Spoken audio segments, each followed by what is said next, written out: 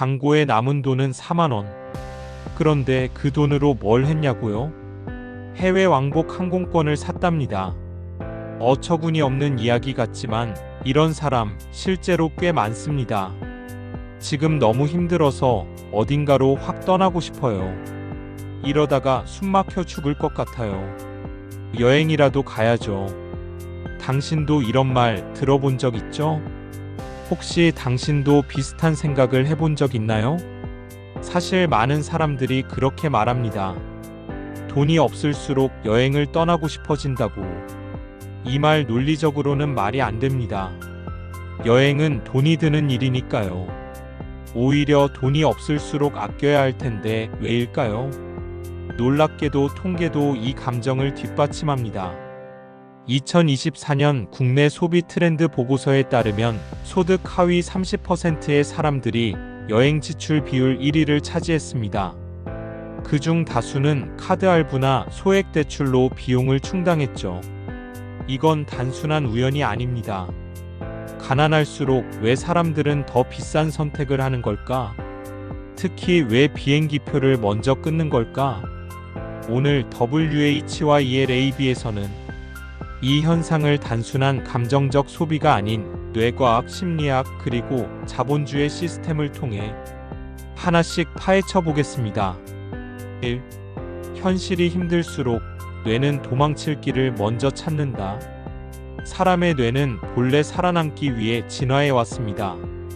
그 말은 불쾌한 자극이나 고통스러운 환경에 대해 직면하는 것보다 회피하는 쪽을 먼저 생각한다는 뜻입니다. 예를 들어볼까요? 시험을 망친 날, 갑자기 친구들과 노래방에 가고 싶고, 집안에서 문제가 생긴 날, 이상하게 혼자 바다를 보고 싶어지는 것. 이건 단순한 기분 탓이 아니라 뇌의 본능입니다. 이 회피 본능을 작동시키는 건 바로 도파민입니다. 우리는 흔히 도파민을 행복 호르몬이라고 알고 있죠? 그런데 조금 더 정확히 말하면 도파민은 기대의 호르몬입니다. 즉, 지금 상황이 아무리 힘들어도 조금 있으면 좋아질 거야 라는 기대만 생기면 우리 뇌는 도파민을 분비해서 기분을 좋게 만듭니다. 비행기표를 사는 것도 마찬가지입니다. 실제로 떠나는 것보다 떠날 거라는 상상만으로도 도파민이 나옵니다. 나도 떠날 수 있어. 이번 여름엔 방콕이야. 내 인생 아직 끝나지 않았어. 뇌는 이 상상을 현실보다 훨씬 더 강하게 느낍니다. 그래서 지금 현실이 아무리 답답해도 비행기표 하나로 삶 전체가 바뀔 것 같은 느낌을 주는 거죠. 2. 미래의 나에게 떠넘기기 뇌의 책임 전가 시스템. 돈이 없는데 비행기표를 사는 건 정말로 무책임한 행동일까요? 사실은 그렇지 않습니다. 이건 오히려 뇌의 생존 전략이라고 할 수 있습니다. 심리학자들은 이것을 미래의 나에게 전가하기 퓨처 셀프 델러게이션이라고 부릅니다. 가난한 사람일수록 현재가 너무 힘들기 때문에 미래를 제대로 계획하고 준비할 여유가 없습니다. 그래서 어떻게 하느냐? 지금 기분만 좋아지는 결정을 내리고 그 결과는 미래의 나에게 맡겨버리는 겁니다. 예를 들면 이런 식이죠. 지금 힘든데 이 여행 안 가면 미쳐버릴 것 같아. 카드값은 나중에 벌어서 갚지 뭐. 그때의 나는 지금의 나보다 낫겠지. 이건 절대 게으르거나 생각이 없는 게 아닙니다. 지금의 고통을 견디기 위한 정신적 방어 메커니즘입니다. 우리의 뇌는 지금 살아남는 것을 최우선으로 삼습니다. 미래의 리스크보다 지금의 고통이 더 크다면 당연히 현재의 편안함을 먼저 선택할 수밖에 없죠. 3. 남들도 다 간다는 착각 비교 중독의 함정. 여기에 SNS가 불을 지릅니다. 사실 아주 큰 기름통을 붓는다고 해도 과언이 아니죠. 누군가 공항에서 찍은 셀카, 풀빌라 수영장에서 올린 다리 사진, 유럽 골목길에서 촬영한 감성 사진.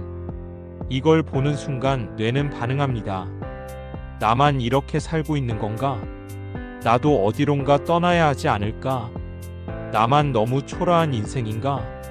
심지어 이 비교는 논리적인 비교가 아닙니다.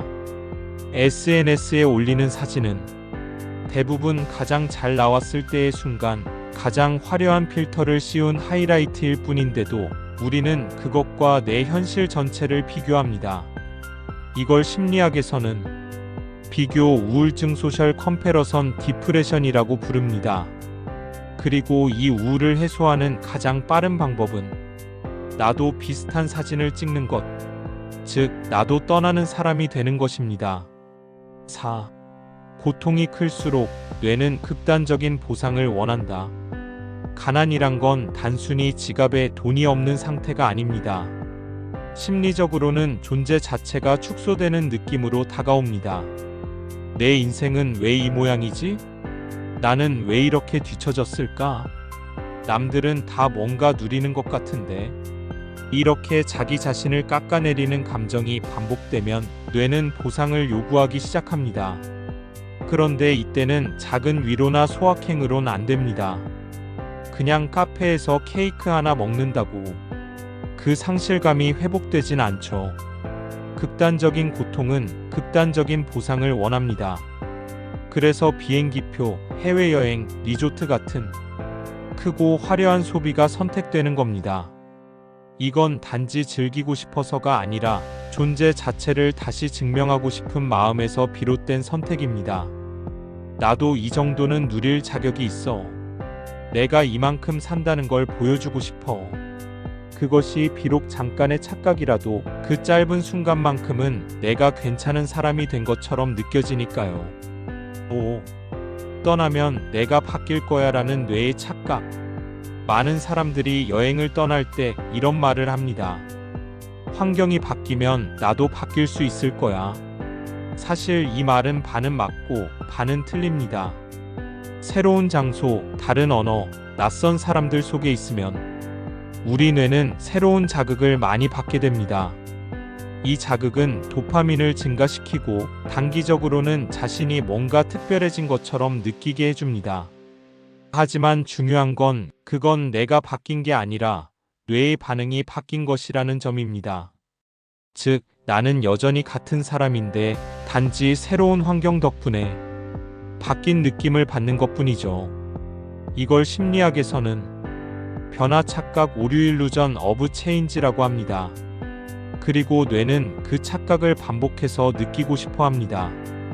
그래서 다음에도 그 다음에도 우리는 또 비행기표를 검색하게 됩니다. 6. 여행 후 찾아오는 공허함. 여행 후 우울증의 진짜 원인. 여행을 다녀온 후 오히려 더 우울해졌던 적 있으신가요? 분명히 재밌게 놀고 왔는데 현실로 돌아온 순간 느껴지는 이상한 공허함. 이걸 심리학에선 여행 후 우울증 포스트 마이너스 트래벌 디프레션이라고 부릅니다. 왜 이런 일이 생길까요? 우리가 여행을 떠나기 전에는 이 여행만 다녀오면 인생이 조금 나아질 것 같아라는 기대감을 품습니다. 여행 중에는 새로운 경험과 자극으로 도파민이 활발히 분비되죠. 하지만 문제는 여행이 끝나는 순간입니다. 갑자기 뇌는 도파민을 내리기 시작하고 그 자리를 코르티솔이라는 스트레스 호르몬이 채우게 됩니다. 다시 이 현실인가? 방 안도 칙칙하고 내 일상도 그대로네. 그때가 그립다. 이렇게 되면 여행 전보다 오히려 더 현실이 지겨워 보입니다. 뇌는 이렇게 느끼고 말하죠. 또 떠나야겠어. 그런데 이 반복은 점점 현실을 망가뜨립니다. 뇌가 현실을 고치려는 노력은 하지 않고 떠남만을 해답으로 인식하게 되기 때문입니다. 7. 자본주의는 이 심리를 어떻게 설계하는가? 여기서부터는 더 흥미로운 이야기입니다.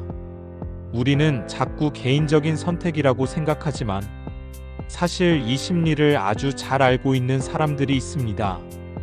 바로 여행사, 항공사, 신용카드사, OTA 온라인 여행 플랫폼 같은 기업들입니다. 그들은 마케팅 문구를 이렇게 씁니다. 지금 떠나세요. 결제는 나중에. 월 5만원으로 유럽 여행 가능. 12개월 무이자 할부 오케이. 이건 단순한 홍보가 아닙니다. 지금 떠나고 싶은 뇌를 정확히 겨냥한 설계입니다. 왜냐하면 가난한 사람일수록 지금 이 순간에 민감하게 반응한다는 걸 알고 있으니까요. 어차피 인생 힘든데 이 정도는 누려야지. 나중은 나중에 생각하고 일단 행복하자. 이런 감정을 자극해 카드 한 장으로 쉽게 결제하게 만드는 것, 그게 이 마케팅의 본질입니다. 자본주의는 우리의 고통을 이윤으로 바꾸는데 아주 능숙합니다. 8. 즉시 보상 편향. 뇌는 지금을 원하고 미래를 회피한다. 행동경제학에 아주 중요한 개념이 하나 있습니다. 바로 즉시 보상 편향 프레전트 바이어스입니다. 무슨 뜻이냐면 사람은 미래의 큰 보상보다 지금의 작은 보상을 더 크게 느끼는 경향이 있다는 것입니다. 예를 들어 지금 당장 5만원 받기 vs 다음 달에 10만원 받기. 이렇게 물어보면 생각보다 많은 사람들이 지금 5만원을 선택합니다. 특히 가난한 사람일수록 이 편향은 훨씬 더 강하게 나타납니다. 왜냐하면 그들은 지금도 고통 속에 살고 있기 때문입니다. 그래서 뇌는 말하죠. 미래는 너무 멀어. 지금이라도 행복해야지. 다음 달 카드값은 그때에 내가 해결하겠지. 이게 비행기표를 사는 심리의 핵심입니다. 지금이 너무 버티기 힘드니까 미래를 포기해버리는 겁니다. 9. 우리가 진짜 원하는 건 여행이 아니라 인정이다. 여기서 아주 중요한 질문을 던져볼게요. 정말로 우리가 여행을 원하는 걸까요? 아니면 여행하는 나를 원하는 걸까요? SNS에 올릴 수 있는 사진, 친구들의 와 부럽다 댓글, 나도 이 정도는 한다는 자존감. 사실 많은 경우 우리는 그 순간의 인정이 필요해서 여행을 갑니다. 나도 이런 삶을 누릴 자격이 있어. 내가 이렇게 초라한 사람은 아니야. 세상아, 나 좀 봐줘. 이런 마음이 가슴속 깊은 곳에 숨겨져 있습니다. 여행은 인정 욕구를 만족시켜주는 가장 화려한 소비 방식 중 하나입니다. 그래서 떠나는 거고, 그래서 사진을 찍고, 그래서 그걸 온라인에 공유합니다. 10. 가난은 지갑보다 마음에서 시작된다. 이제 결론입니다. 많은 사람들은 가난은 돈이 없는 상태라고 생각합니다. 하지만 사실 가난은 내가 나 자신을 믿지 못하는 상태에서 시작됩니다. 나는 안 돼. 내가 뭐 잘 되겠어? 이런 삶에서 벗어나려면 뭔가 극적인 게 필요해. 이런 생각들이 마음속에 자리 잡으면 우리는 더 이상 현실을 바꾸려 하지 않습니다. 대신 현실을 포기하고 떠나버릴 생각만 하게 됩니다. 비행기표는 그저 그 상징일 뿐입니다. 사실 우리는 떠나고 싶다기보다 지금의 나를 피하고 싶다는 게 더 정확합니다. 11. 질문. 그래서 당신은 지금 어디에서 도망치고 있는가? 이제 마지막으로 아주 단순한 질문을 하나 던지고 싶습니다. 나는 지금의 현실에서 도망치고 싶은 걸까? 아니면 지금의 나 자신으로부터 도망치고 싶은 걸까? 만약 후자라면 비행기표로는 해결되지 않습니다. 진짜 변화는 공항이 아니라 오늘의 선택에서 시작됩니다. 내가 나를 믿지 못하던 삶에서 나 자신을 다시 선택하는 순간, 그 순간부터 진짜 여행이 시작되는 겁니다. 엔딩. WH와 ELAB의 메시지. 우리는 오늘 한 장의 비행기표 뒤에 숨겨진 심리와 뇌과학, 자본주의 시스템의 연결고리를 파헤쳐봤습니다. 이 이야기는 단지 여행에 관한 이야기가 아닙니다. 우리 삶 전체에 대한 질문입니다. 비행기를 타기 전에, 가방을 싸기 전에 일단 우리 자신에게 이렇게 물어보세요. 지금 떠나야 할 곳은 외국이 아니라 바로 나 자신일지도 모른다. 다음 주제로 선정하면 좋을 주제를 댓글로 남겨주세요. 여러분의 의견을 적극 반영해 다음 콘텐츠에 담겠습니다. 영상이 마음에 드셨다면 구독과 좋아요는 큰 힘이 됩니다. WHYLAB였습니다.